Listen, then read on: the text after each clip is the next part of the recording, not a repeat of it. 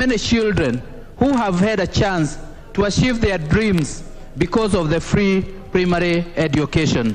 Honorable Speaker, this is something we have to guard as leaders, so that all these kids, because all of them have dreams, that they will continue having a chance to achieve their dreams. Honorable Speaker, the late President valued the private sector, and this is an area that helped this country to grow almost with double digits.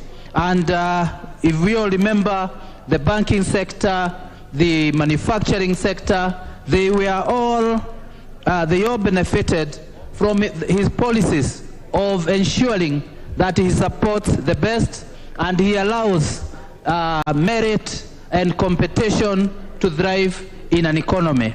Honorable Speaker, we have to continue supporting and coming up with policies that are supportive to the private sector.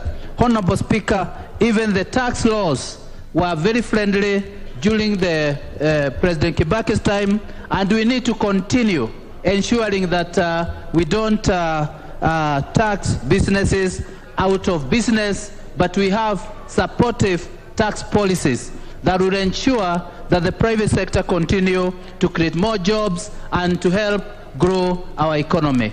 Honorable Speaker, may the good Lord bless the soul of our great statesman in eternal peace. Amen.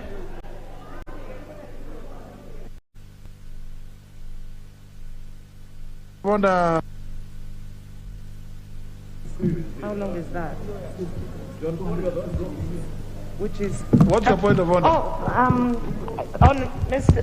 Mr. Speaker, sir, I raise on a point of order, and I've noted that, and I appreciate the fact that you have permitted members to speak for 5 minutes each. However, there are at least over 50 this issue, and I'm requesting we will not have a chance for all of us to speak. The time is 4:30, and if you do the mathematics and the House adjourns at 7, not everyone will be able to pay tributes to His Excellency. So what are you suggesting? I'm suggesting that the time be reduced to either two Excellency Daniel Toroitich Moi, where we contributed at 2 minutes each. Can we say 3 minutes? Yeah, you know, honour members, remember this. That's why you see I'm consulting, because we can and walk out in our procession against the. Mr. Speaker, Kibaki will be remembered as an economist, a man who transformed the Kenyan economy to what it is today, Mr. Speaker. I want to, from the onset, send my condolences to the family of the late MWAI KIBAKI, a great man, a visionary leader, a brilliant economist, a Democrat by excellence, and the best president ever in our 5-decade history in this country. Mr. Speaker, the late MWAI KIBAKI hailed from Nyeri, the lads of milk and honey, the land of the courageous, the land of the brave, the land of dead and MWAI KIBAKI expanded business and created the best environment for doing business in this country. He opened up the East for the people of Kenya to trade with China and other countries. There were tens. Mr. Speaker, the President awarded me the Head of State Commendation Award, the HSC, Mr. Speaker. That is why I use HSC. That is an award I do in my community, Mr. Speaker.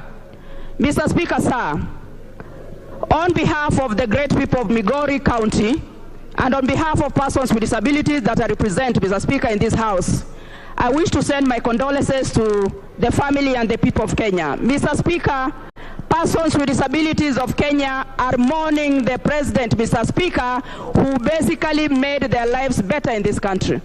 Mr. Speaker, it is during Kibaki's time in 2003, Mr. Speaker, that the Persons with Disabilities Act was signed into law in this country, Mr. Speaker, and that has been a law that has made it easier for persons with disabilities of Kenya, Mr. Speaker, to actually have their lives and their rights recognized in this country. Mr. Speaker, it was during that time, and Mr. Speaker, going into 2008, when actually this country also, Mr. Speaker, as you may know, signed the UN Convention on the Rights of Persons with Disabilities, Mr. Speaker, making life easier for persons with disabilities. Mr. Speaker, I am a life member of Maendeleo ya Wanawake. Mr. Speaker, maendeleo ya wanawake in this country, women of this country, Mr. Speaker, are proud of President Kibaki, Mr. Speaker, because you know that President Kibaki supported maendeleo ya wanawake and supported women of this country, Mr. Speaker. We are mourning the loss of our president. Mr. Speaker, free primary education, Mr. Speaker. Children who would never have gone to school, Mr. Speaker, had an opportunity for the first time to access education. MWAI KIBAKI. Mr. Speaker, for me, the first time I saw a superhighway was during his time, Mr. Speaker, coming to do a superhighway, thicker superhighway infrastructure. Mr. Speaker, we must give credit where it is due. And Mr. Speaker, I salute President MWAI KIBAKI, and I ask that his soul rests in eternal peace. Amen. Thank you, Mr. Speaker. Member for Kandui. Sorry, honourable members, I'm still trying to coordinate out there. Thank you, Honorable Speaker. I wish, on behalf of my family, the people of Kandui, and the entire Democratic Action Party, to send condolences to the family, friend for President Emilio MWAI, with President Kibaki during the 8th Parliament, when he was my leader of opposition between 1997 and 2002. Mr. Speaker, I also had the privilege of having served with him as my president, as both Member of Parliament and also Mr. Speaker, this is a great man, a great leader Kenyans have lost. He was a pillar of stability, Mr. Speaker. We all are aware of the things he's done for this country, ranging from free primary education, growing our economy, Mr. Speaker, building stable infrastructure, ensuring roads across the country, Mr. Speaker, and above and open society with expanded democratic space. Mr. Speaker, as you are aware, he was the leader of the Democratic Party of Kenya, the party you now lead. The party that you now lead, Mr. Speaker, and I lead the Democratic Action Party of Kenya.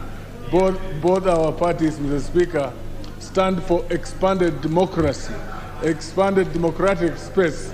In the laughing at it is true we stand for that, Mr. Speaker.